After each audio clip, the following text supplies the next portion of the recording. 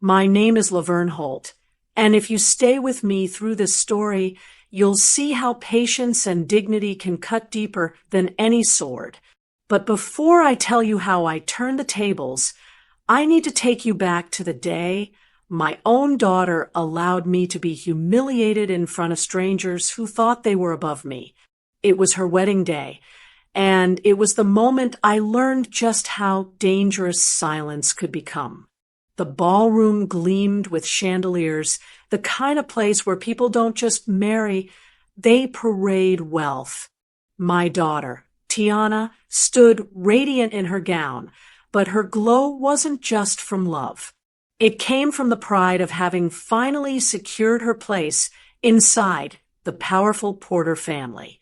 I had raised her alone after her father passed, but in that room, it was as though I no longer existed. I wasn't the mother who'd sacrificed, the woman who scraped through the hardest years. To Tiana, I was just a reminder of where she came from, a truth she wanted to bury under silk and diamonds. When it was Jeffrey Porter's turn to give his toast, I braced myself. I had already seen his arrogance in small moments, the way he dismissed me when I spoke, the way he made decisions as if Tiana had no mother. But nothing prepared me for the words he chose. With a smirk stretching across his face, he raised his glass and said, "Everyone, meet the ugly rep we have to live with." The laughter exploded instantly. His parents, Bernard and Louise, threw their heads back as if they'd been waiting for this performance. Even Tiana's smile held no defense for me. The label stung, but it wasn't the word alone. It was the chorus of laughter that followed, as if my existence had been reduced to a joke to warm the room. I sat still, my hands folded in my lap, watching faces I had never met turn red from laughing at me. No one hushed the noise. No one defended me. Not even the daughter I had carried and protected all her life.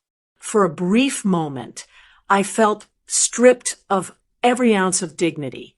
That ballroom became a cage of mirrors reflecting their mockery. But then the laughter slowed, not because of compassion, not because anyone realized their cruelty. It stopped because one man in that room could not join in. Jeffrey's uncle, Sylvester Porter, froze where he stood. His eyes narrowed as he stared at me, and I knew at once he had placed me. Unlike the rest, Sylvester didn't see an ugly rat. He saw the one face he never expected at this table, the silent investor who had become the majority stakeholder in his company. He looked like he had swallowed glass. The color drained from his face as his mind raced ahead of his tongue. I saw the recognition hit him like thunder.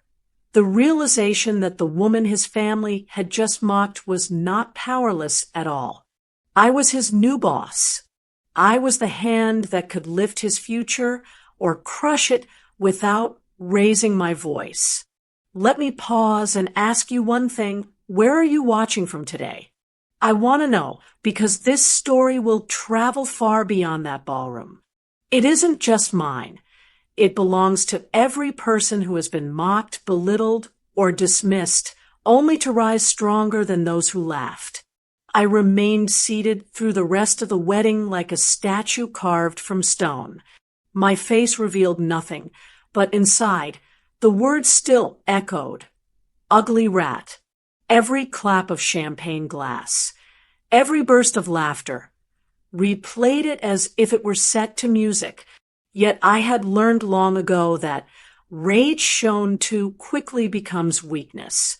Silence, on the other hand, has the power to unnerve the proud. And in that ballroom, silence was the only crown I needed. The Porters paraded their wealth with every gesture. Bernard strutted about as though his family name were gold etched into the walls. Louise, draped in jewels, whispered little comments that made the guests laugh louder. Their son had just mocked his new mother-in-law, and instead of shame, they felt pride. To them, I was invisible, unworthy of defense. Tiana clung to Jeffrey's arm, radiant with her new status, choosing to bask in his approval rather than remember her own blood sitting in the corner. I understood then that I had not just lost her loyalty, I had been traded for their acceptance. I watched them, but I said nothing. Their family photographs flashed across the screens, highlighting vacations in Paris and houses by the shore.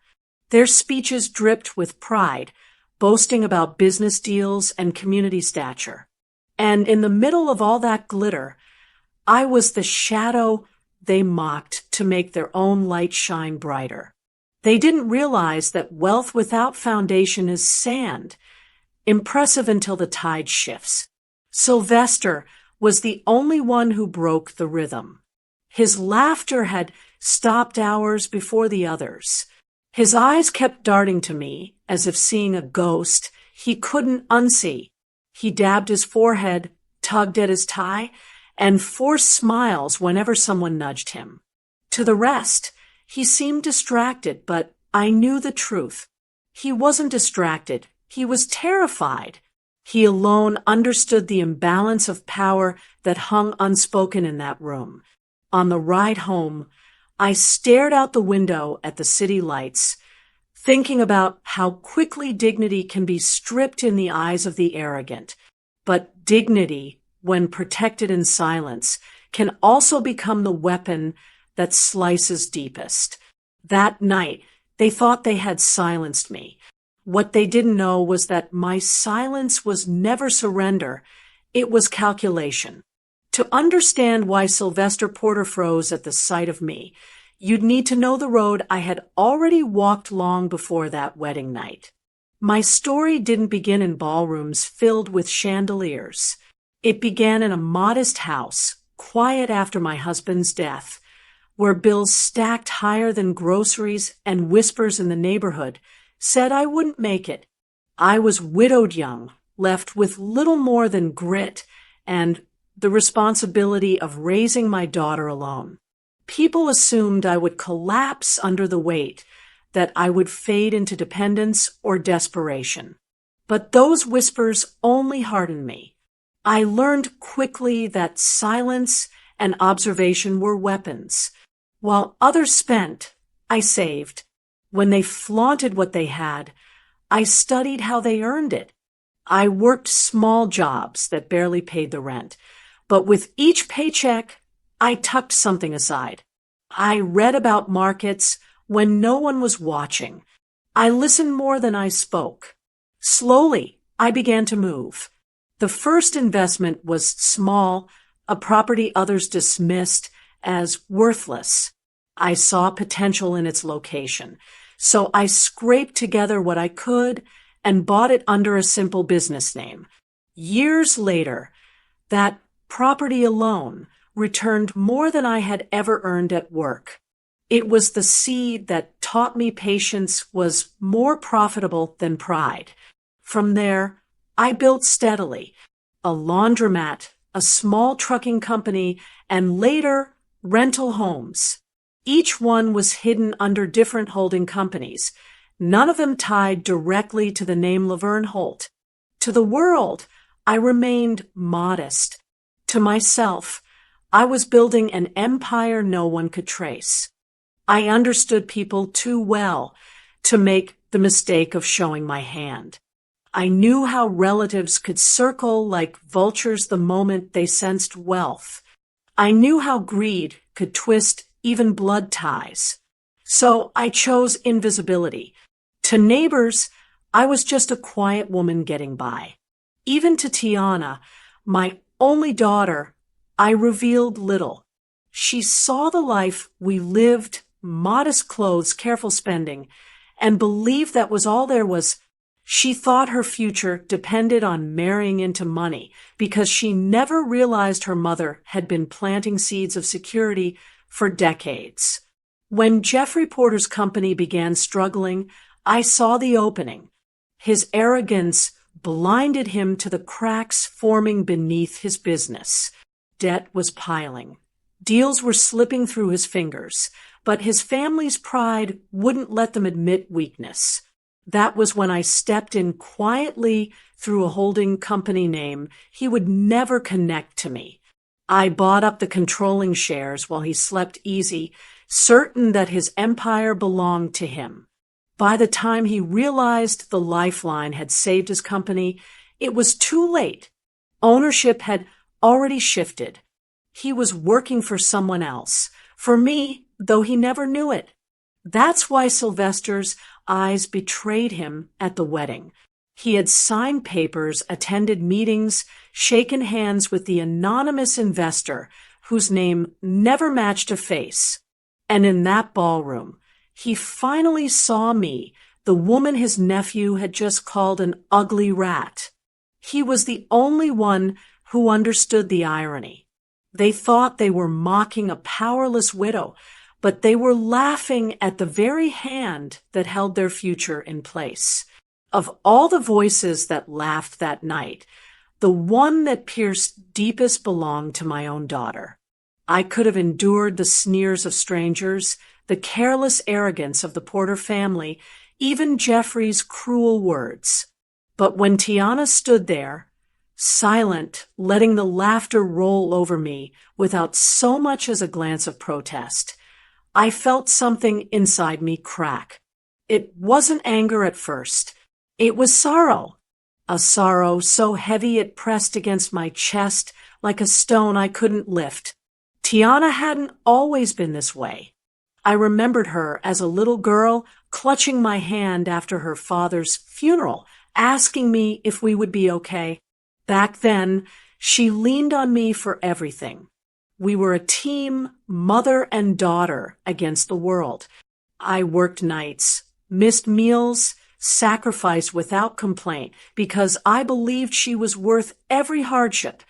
I kept our lives steady even when I had nothing left for myself. But as she grew older, something shifted. The hunger for status, for belonging to something richer, shinier, louder than what I could give, began to take root in her heart. By the time she met Jeffrey, that hunger had become her compass. He offered her the lifestyle I never flaunted, luxury cars, grand vacations, expensive dinners. To her, it was love wrapped in wealth. To me, it was a bargain she didn't understand she was making. She began to visit less, to call less. Our conversations grew shorter, our time together forced. She started making small comments about how I should treat myself more, but I could hear the real meaning under her words. I wasn't enough, not for the image she wanted to present, not for the life she wanted to claim. And then came the wedding. If ever there was a moment for my daughter to stand with me, to shield me, or at least to soften the blow, it was that night. Yet when Jeffrey turned me into the punchline of his toast, Tiana did not flinch. She didn't defend me, didn't protest, didn't even try to laugh it off with unease. Instead, she smiled as though agreeing that I was exactly what he said, the ugly rat. That smile was the moment I knew her betrayal was complete. I sat there, remembering the nights I stayed awake sewing her dresses, so she wouldn't feel out of place among girls who had more. I remembered the afternoons I skipped meals so she could eat a little extra, the way I endured gossip in silence, so she wouldn't feel the sting of being judged for her mother's struggles. None of it mattered to her in that ballroom. She had chosen her husband's pride and her in-laws' approval over the woman who had given her everything. Some betrayals come with loud declarations, with slammed doors and cruel words. But the cruelest betrayals are the silent ones, The moments when someone who should defend you simply stands aside and lets the knife sink deeper. That night, Tiana didn't just abandon me. She confirmed to the world that I was worth abandoning.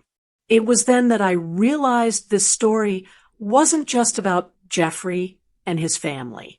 It was about my own daughter. Her choice cut sharper than his insult because his mockery was rooted in arrogance, but hers was rooted in shame. She was ashamed of me, ashamed of the mother who had carried her, fed her, raised her when no one else would. And that shame turned her into something worse than a stranger. It turned her into a betrayer. In the weeks after the wedding, Jeffrey carried himself as though nothing had changed.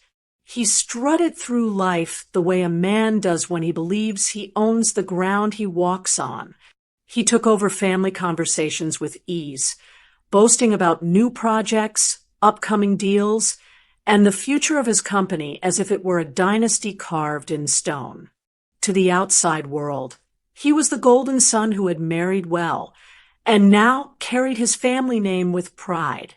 To me, he was simply a man parading around a crown that had already slipped off his head. What Jeffrey didn't see was the quiet shift taking place beneath him. While he basked in champagne and congratulations, decisions were being made that he no longer had control over. His signature carried less weight than he realized. His voice in meetings echoed, but did not stick, because behind the curtain of his so-called empire, the papers told a different story, a story that pointed back to me. It didn't take long for Sylvester to break under the pressure. I wasn't there when he finally pulled Jeffrey aside, but word of their conversation reached me in the way whispers always do.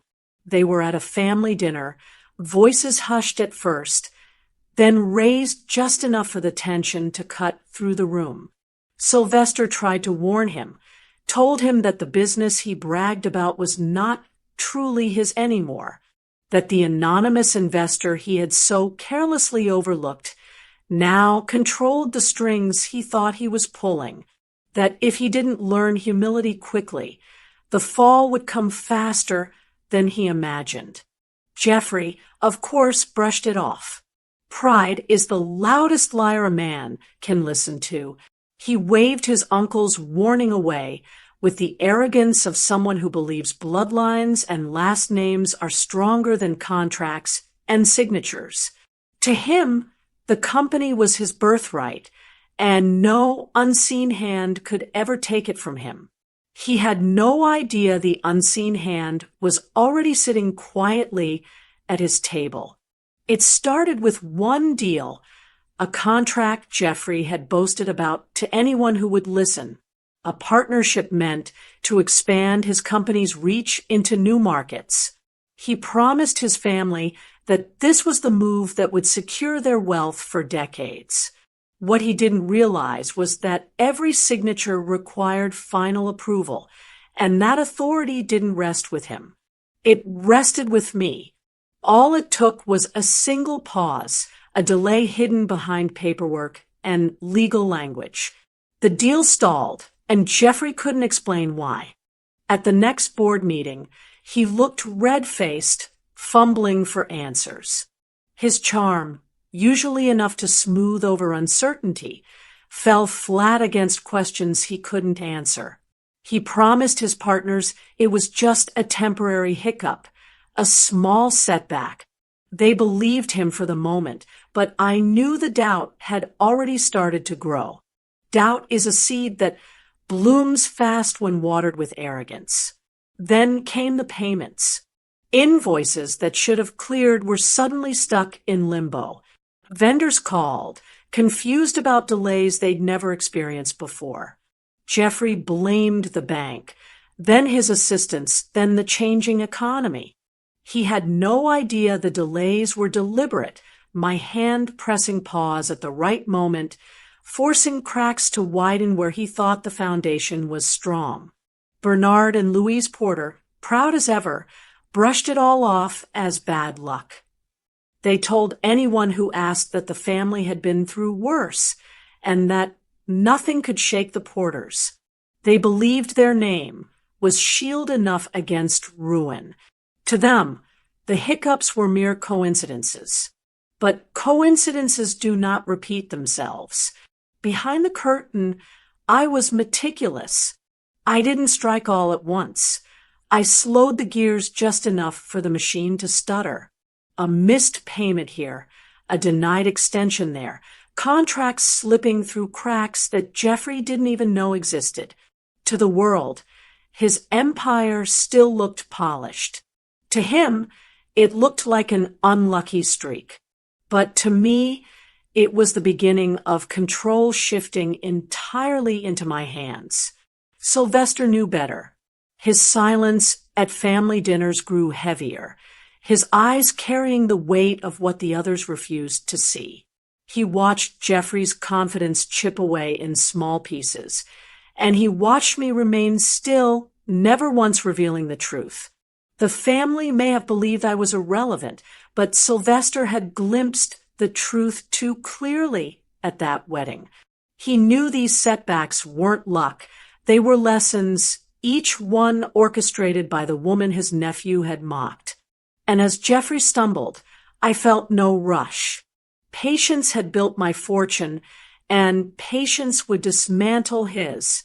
The humiliation I had endured in that ballroom was already fading into memory, but the revenge it birthed was only just beginning to unfold. They thought power lived in loud voices and public displays of wealth. I knew better. Real power is silent. Real power waits. And now, the waiting was over. The Porters loved to put on a show, and nothing showcased their pride more than the mansion they moved into after the wedding. A sprawling estate with marble floors and columns that stretched like the arms of a palace.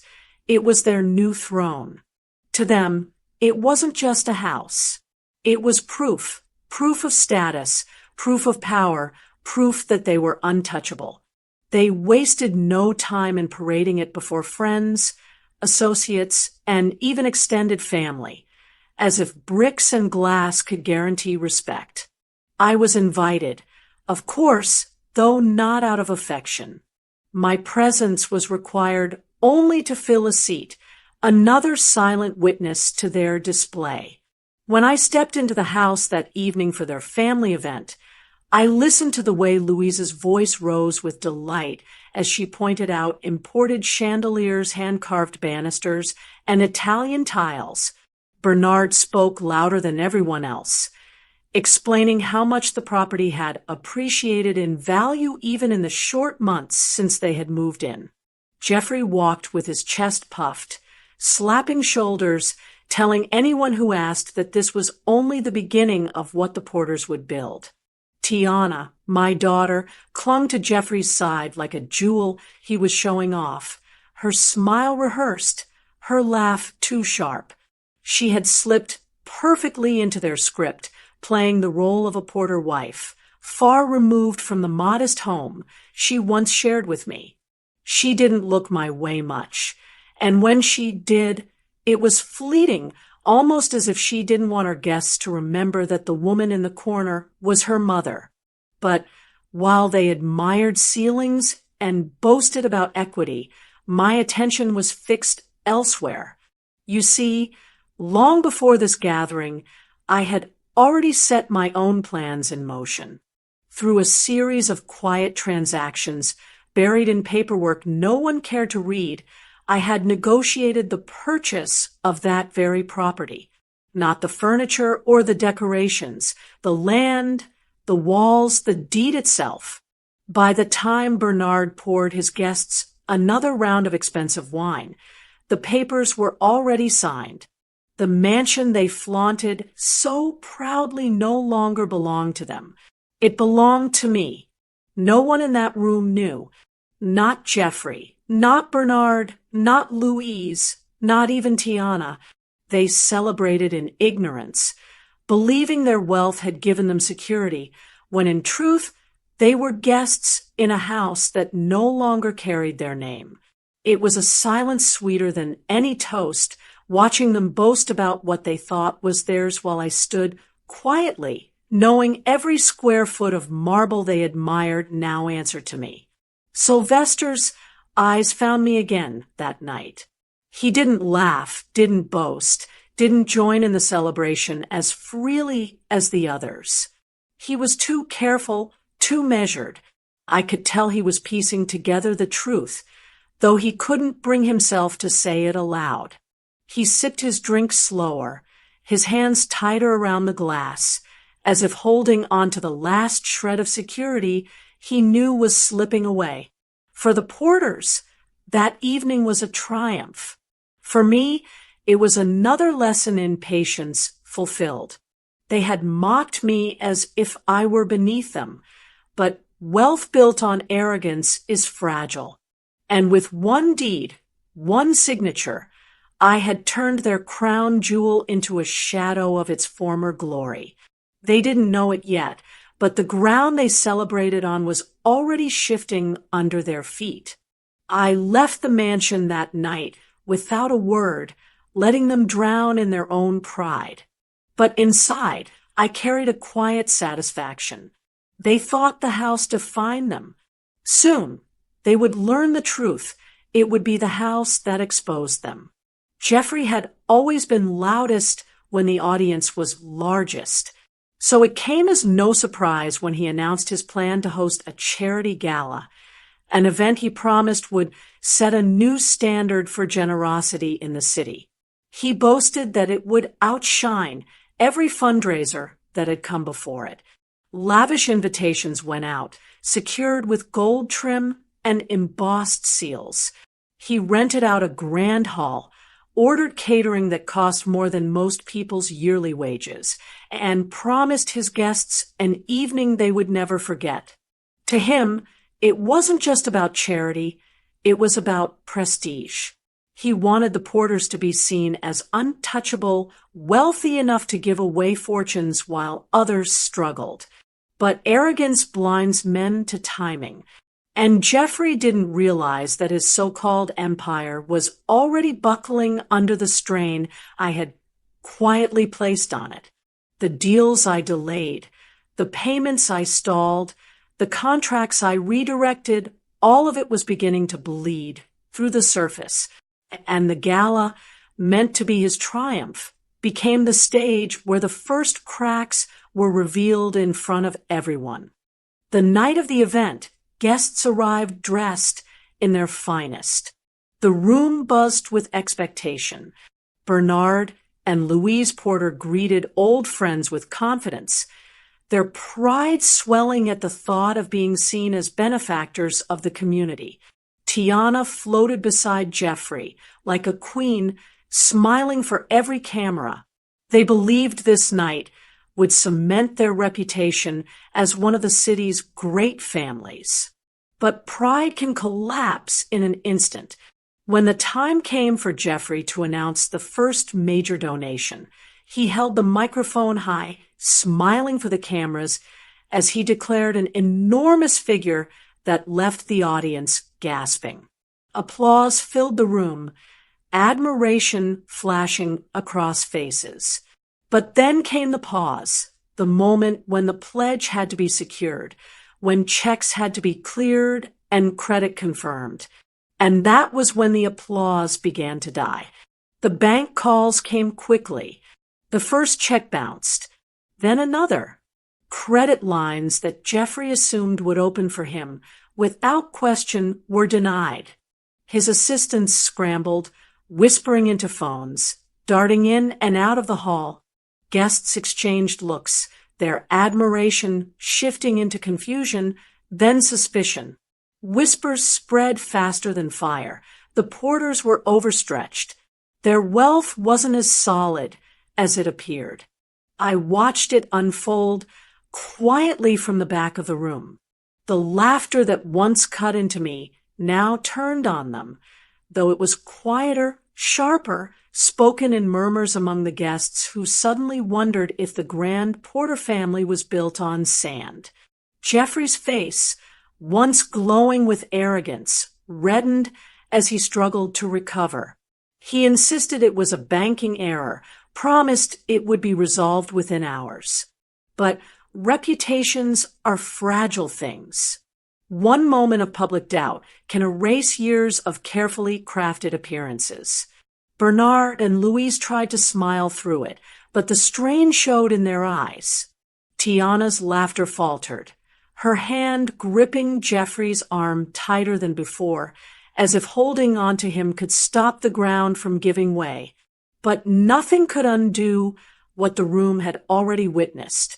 The porters, who had mocked me as nothing, had been stripped of their untouchable image in a single night. It didn't take long for the ripples to reach Tiana. She had grown comfortable in the life the porters offered her, a life of glittering evenings and expensive comforts, but even silk cannot cover cracks when they spread wide enough. Vendors began calling, demanding payment for services long overdue. Staff whispered about missing paychecks.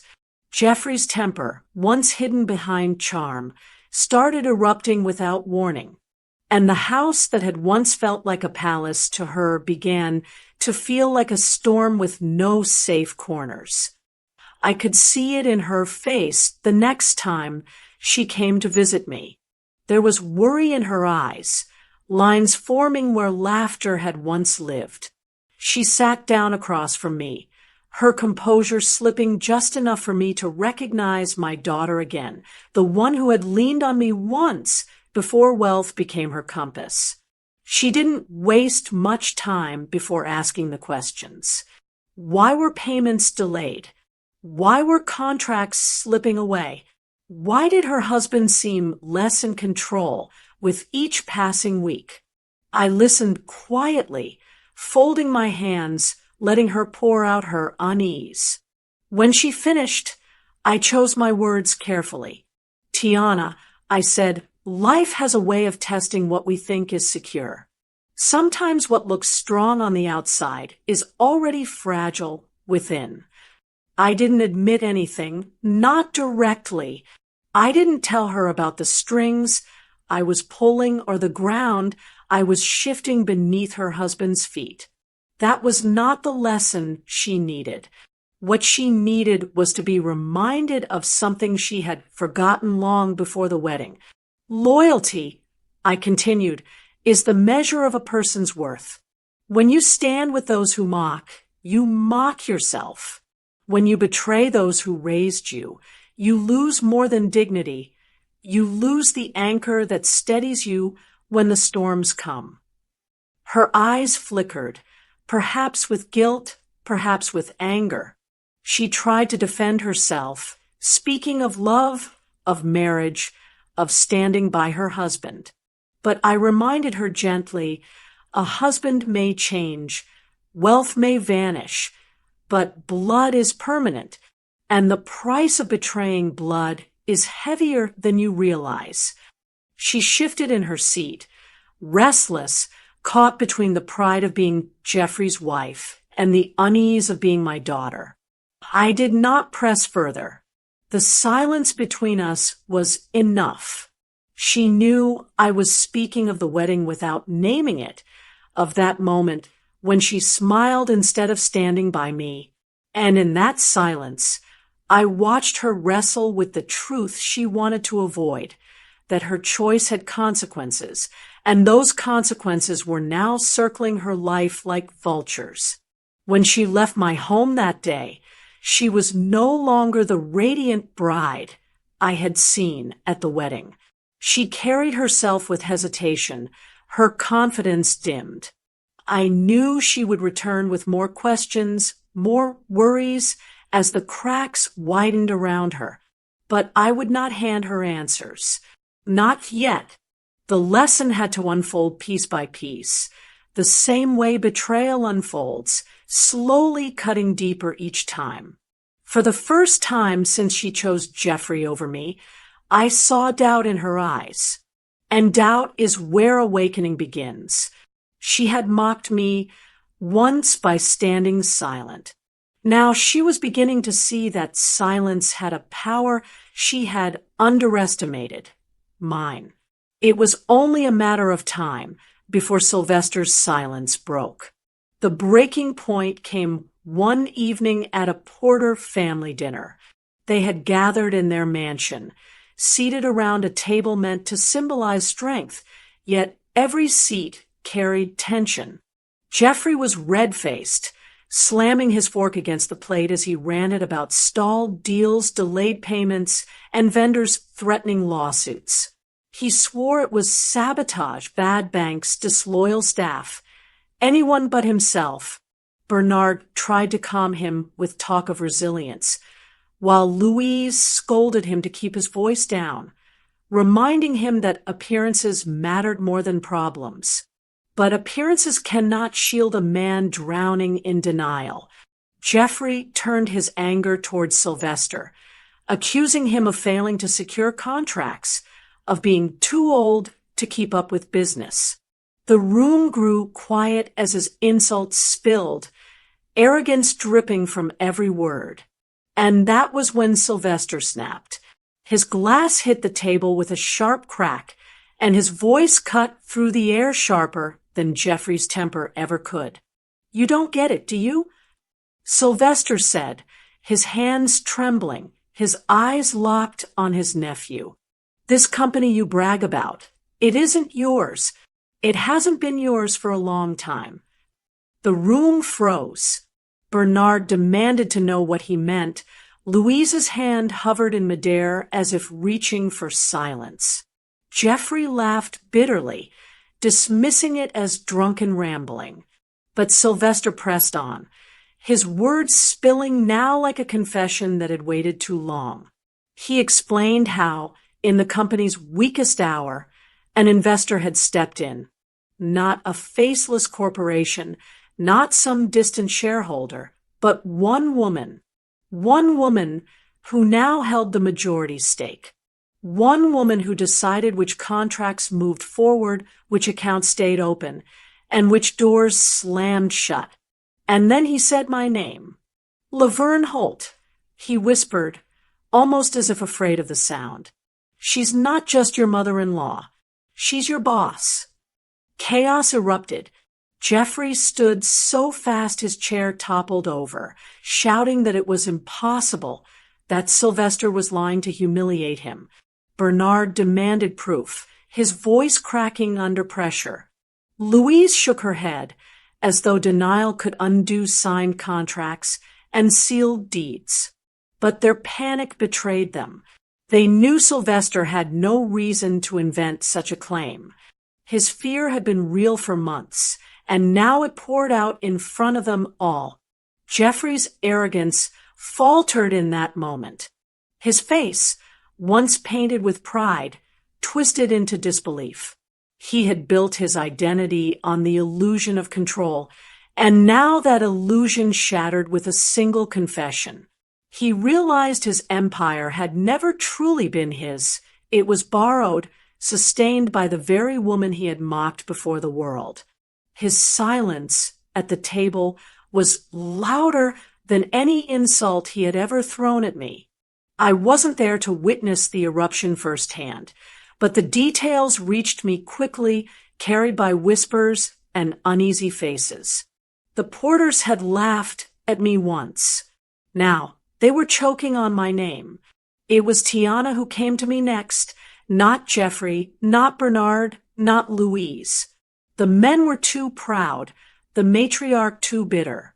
But my daughter, my only child, arrived at my door, with eyes swollen from tears and hands trembling from fear. The weight of their collapse had finally pressed on her shoulders, and for the first time since her wedding, she no longer looked like the glittering bride who had chosen wealth over blood. She looked like the little girl I once carried, but her desperation was not enough to erase the sting of betrayal. "Mom," she began, her voice breaking, "please, you don't have to do this. You've made your point. Jeffrey is suffering. My in-laws are broken. Everyone sees the power you hold. Isn't that enough? I let her speak, let her plead, let her pour out every excuse her heart could muster. She begged for Jeffrey, claiming he had made mistakes but didn't deserve ruin. She begged for Bernard and Louise, insisting they were too old to lose everything. And finally, she begged for herself, her voice cracking as she admitted that the life she had chosen was slipping away faster than she could grasp it. But I did not bend. I had spent years living in silence while she drifted further from me, trading loyalty for luxury. She had watched as Jeffrey mocked me, smiled as his family laughed, and chose their approval over her mother's dignity. Her betrayal had cut deeper than any insult they could have thrown. Now, when the storm was at its peak, she came back to the very woman she had cast aside, asking for mercy. "Tiana," I said, "my words measured. I cannot undo what has been set in motion." The Porters built their empire on arrogance, and arrogance always collapses. What you call suffering is not my doing, it is the harvest of seeds they planted long ago. Her tears flowed faster. "But you're the one with the power to stop it," she cried. I admitted, "but I will not." Mercy without humility is wasted. What they mocked as weakness was my strength. What they called nothing was my foundation. You chose to stand with them, Tiana. Now you must choose again. She looked at me, confused. I leaned forward and made it plain. You can return to me as a daughter, with humility, ready to rebuild trust and loyalty. Or you can sink with them, bound to their pride until it drowns you too. The choice is yours. The silence that followed was heavier than any words. She sat there, torn between love and shame, between the man she had married and the mother she had betrayed. I offered no comfort, no hand to ease her decision. This was her moment to face the weight of betrayal, to see clearly that loyalty is not just about blood, but about honor. When she left that day, I did not know which path she would choose. Her footsteps on my porch carried both hesitation and sorrow. But one thing was certain, she could no longer ignore the truth. The Porter's empire was crumbling, and her place within it was sinking fast.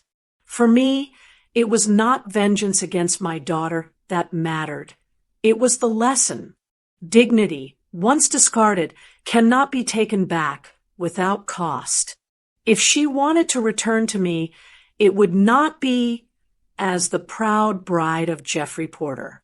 It would be as my daughter, humbled, stripped of illusions, ready to understand the price of betrayal. The anniversary dinner was meant to be a celebration, a desperate attempt by the Porters to remind themselves, and everyone watching, that they were still powerful, still relevant. Invitations went out to old friends, business associates, and extended family. The dining room sparkled with polished silver and crystal, but beneath the glitter lay tension as sharp as glass. They were clinging to an image that no longer existed, and I knew it was time to strip away the mask once and for all. I arrived quietly, dressed in the same simple style that had always made me invisible to them. Louise Porter's eyes narrowed the moment I stepped in, as if my presence alone threatened the illusion she worked so hard to maintain. Bernard forced a smile, brittle and strained, while Jeffrey avoided looking at me altogether.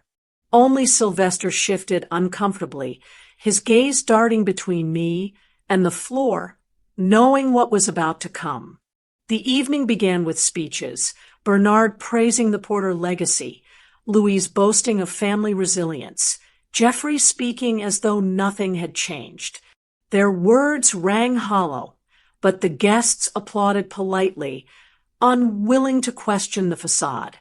I sat silently until the moment was right.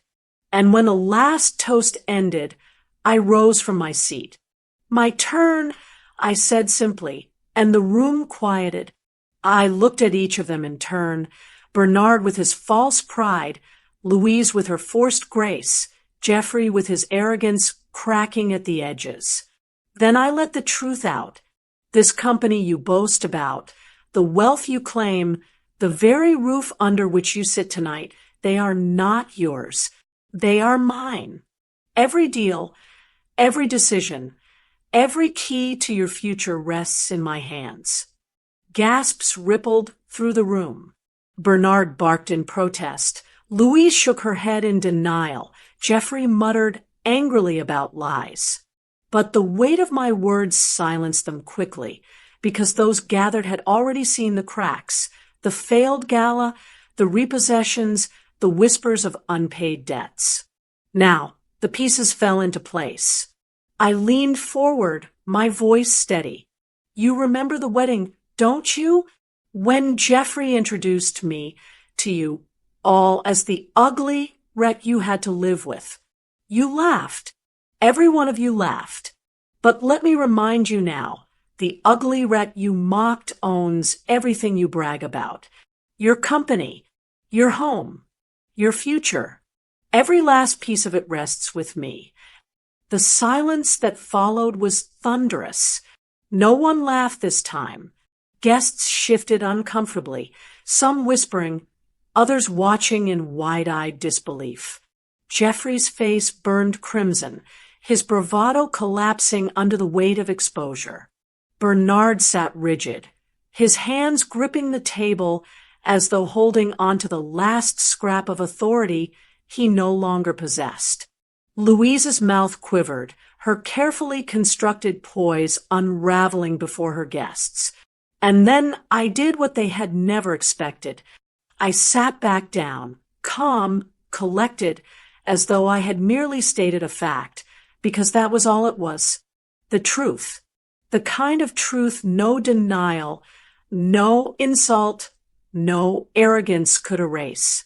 The dinner carried on in awkward silence, forks clinking against plates no one touched. The porters had been unmasked, not by rumor or gossip, but by the very woman they had scorned. Their empire lay exposed for what it was, not a dynasty of pride, but a house owned, controlled, and dismantled by the one they underestimated most. I left before dessert, leaving them to stew in the ruins of their pride. They wanted a celebration of power. I gave them the reality of humiliation. And in that moment, the roles had reversed entirely. The rat they once laughed at had become the one holding their leash. The days that followed the anniversary dinner were the unraveling of the porters. Humiliation has a way of eating faster than debt. And once the truth had been laid bare in front of their own circle, there was no covering it back up. The family that once laughed the loudest now moved through the city in silence, avoiding the eyes of those who once bowed to them. Their name, once spoken with respect, became a quiet cautionary tale of arrogance undone.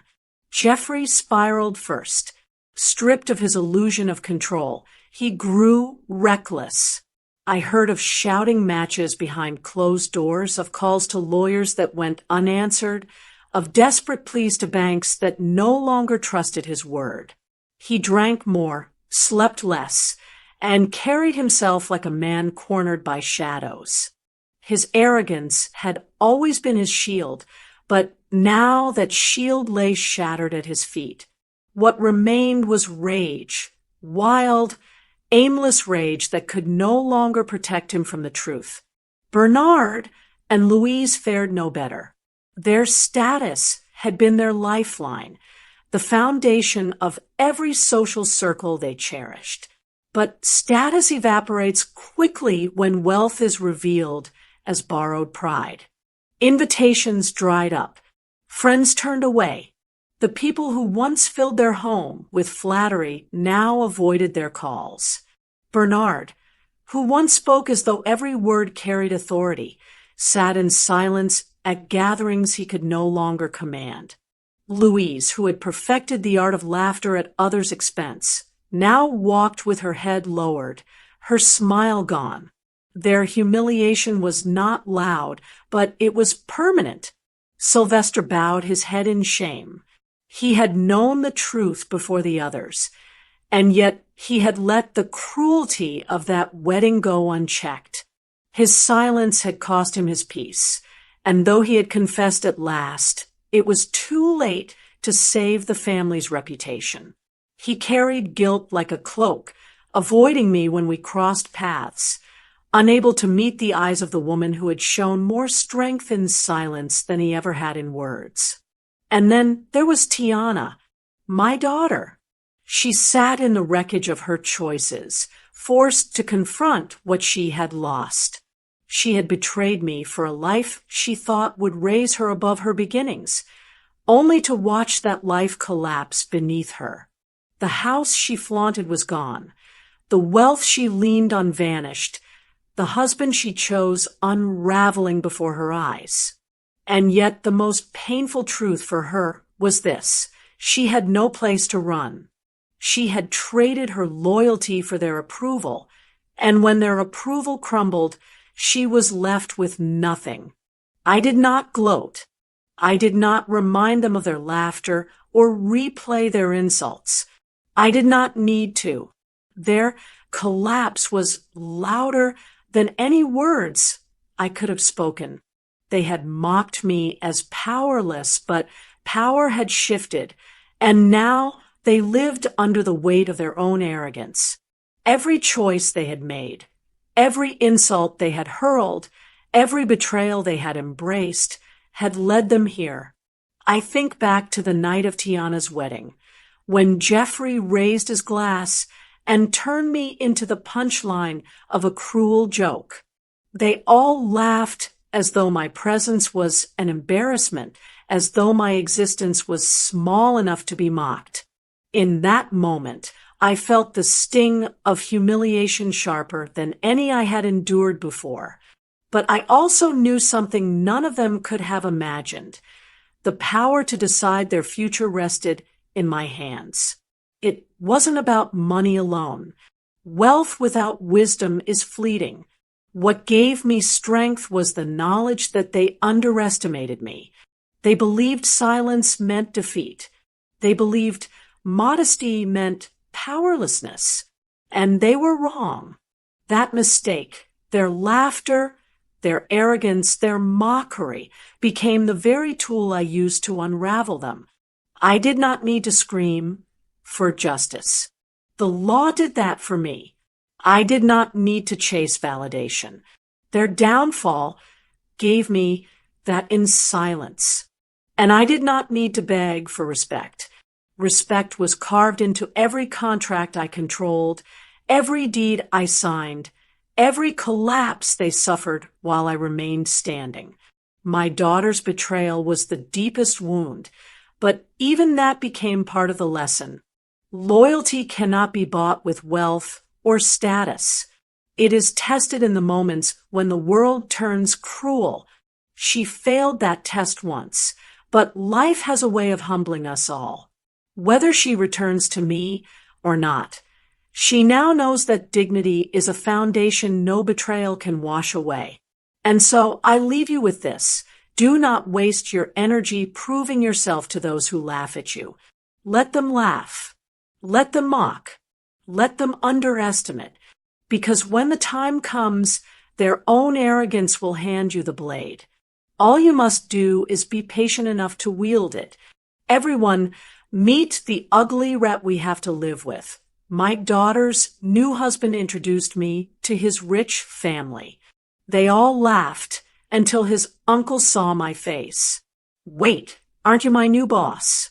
That was the day I stopped being their joke and became their reckoning. Did you enjoy my story? What a journey it has been. I truly wonder, what would you have done if you were in my shoes? Would you have chosen silence to keep the peace, Or would you have done what I did to reclaim your dignity? Let's meet in the comments below. I'm so curious to hear your thoughts. I'm reading every single one. Which city are you listening from tonight? If my story resonated with you, you can support me and help me bring more stories like this to the world by sending a super thanks. Your sweet support means the world to me and allows me to continue this journey with all of you. On the screen now, you can see 2 new life stories that I highly recommend you watch next. There are so many more on my channel, each with its own lessons and triumphs. Don't forget to subscribe and click the notification bell so you never miss a new chapter. Thank you for being here with me. Until the next story, with love and respect.